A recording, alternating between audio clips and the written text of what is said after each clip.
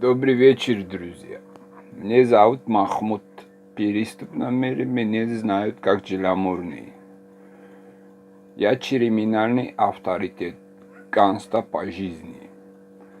Сегодня я вам хочу рассказать о первой пациентке, у кого нашли коронавирус, которая это все распространила. Вот. Это расследование пути передачи инфекции в Китае привело к женщине, которая контактировала со всеми людьми.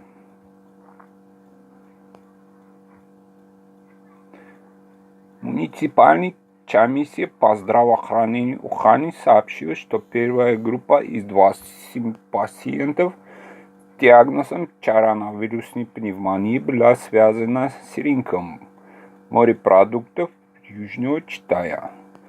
Симптомы у 24 из них появились после 11 декабря. 4 людей были членами одной семьи, которые ели эти морепродукты и заразились одновременно с остальными. Жительница Уханя по имени Вэй Вэй занималась выращиванием и продажей креветок на рынке морепродуктов. 11 декабря у нее поднялась температура.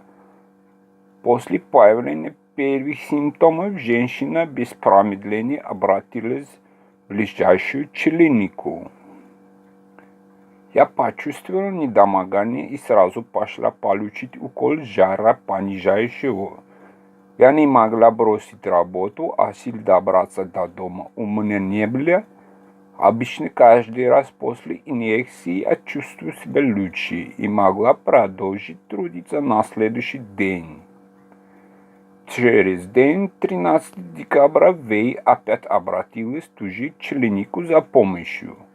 Но инъекция совсем не сработала, рассказывает она корреспондентам. Поэтому женщина ушла на больничный, а 16 декабря пошла в поликлинику Сэхэ при Худжуанском университете науки и технологий. Среди первых подтвержденных пациентов в южно-китайском рынке морепродуктов 11 человек с высокой температурой и озобом решили обратиться в ту же частную клинику, где лечились Вэй.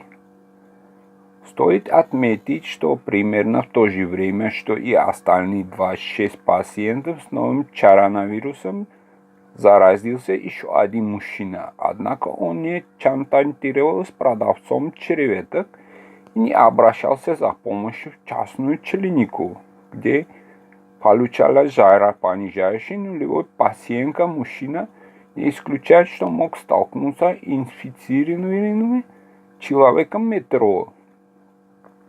Изначально среди версий появления коронавируса в средствах масс-медиа была и теория искусственного его происхождения в лаборатории генетиков. 5 лет назад исследователи Уханьский института вирусологии обнаружили у летучей мыши вирус, близко родственный вирус атипичной пневмонии. Генетики попытались изменить его РНК для получения вакцины от заболеваний. Ученые делают вывод, что коронавирус атипичной пневмонии, обнаруженный в 2015 году у летучей мыши и впоследствии подвергся генной модификации, никаким образом не связан с инфекцией, вспыхнувшей в Ухане в 2020 году. Более того, даже генный состав этих двух коронавирусов отличается на 6000 нуклеотидов из 30 тысяч. Вот такой вот новость, друзья. Мой новость самый проверенный, поэтому подписывайтесь на мой канал. Будьте первыми в курсе, что вообще происходит я вам буду еще давать полезные новости и лайфхаки. Пока, друзья!